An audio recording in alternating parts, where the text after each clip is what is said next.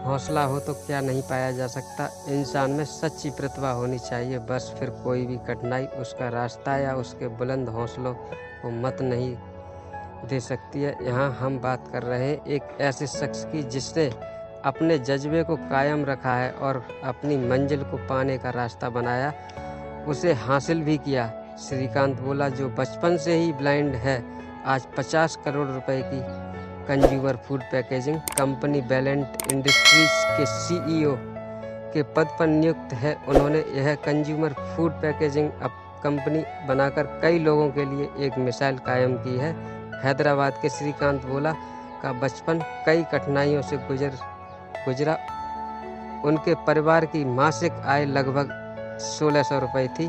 आपको ये जानकर हैरत होगी कि जब श्रीकांत का जन्म हुआ तो उनके कुछ रिश्तेदारों और पड़ोसियों ने श्रीकांत के माता पिता को उनके पैदा होते ही उन्हें मार देने को कहा था, लेकिन श्रीकांत की किस्मत में कुछ और ही था।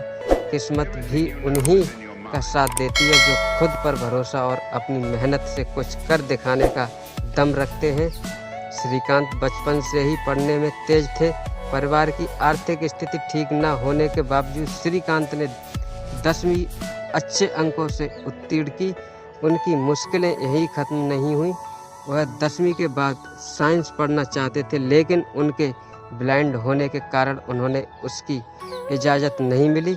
श्रीकांत की भी कहा हार मानने वालों में से थे। कई महीनों की लड़ाई लड़के बाद आखिरकार श्रीकांत को साइंस पढ़ने की इजाज़त मिली और उसी के साथ श्रीकांत देश के पहले ब्लाइंड बने जिन्होंने 10वीं के बाद साइंस पढ़ने की अनुमति मिली। इसके बाद श्रीकांत ने दोबारा पीछे मुड़कर नहीं देखा। श्रीकांत को अपनी स्कूली पढ़ाई पूरी करते ही अमेरिका के मैसाचुसेट्स प्रौद्योगिकी संस्थान MIT में प्रवेश मिला। इसी के साथ ही श्रीकांत देश के पहले से ब्लाइंड स्टूडेंट बने जिन्होंने MIT से शिक्षा प्राप्त की। अमेरिका से अपनी शिक्षा लेने के बाद श्रीकांत ने हैदराबाद में अपनी कंपनी की शुरुआत की। श्रीकांत ने लोगों के खाने पीने का सामान की पैकिंग के लिए कंज्यूमर फूड पैकेजिंग कंपनी का गठन किया। इस कंपनी की शुरुआत श्रीकांत ने 8 लोगों की एक टीम से की। उन्होंने इस कंपनी में सबसे पहले आसपास के बेरोजगारों लोगों को जोड़ा, जिसमें श्रीकांत ने ब्लाइंड लोगों को काम दिया। जब श्रीकांत की कंपनी अच्छी रफ्तार पकड़ने लगी तो फंडिंग की दिक्कत आना शुरू हुई, लेकिन श्रीकांत इससे पीछे हटने वाले नहीं थे।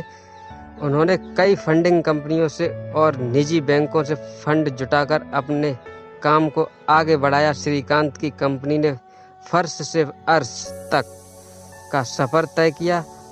आज श्रीकांत की कंपनी के तेलंगाना और हैदराबाद में 4 प्लांट हैं, जिसमें हजारों की संख्या में कर्मचारी कार्यरत हैं। श्रीकांत कहते हैं कि जब सारी दुनिया उनसे कहती थी कि वह कुछ नहीं कर सकते तो वह उसने कहते थे कि वह सब कुछ कर सकते हैं। आज जिस मुकाम पर श्रीकांत है, उन्होंने अपनी इस बात को साकार भी कर दिखाया है।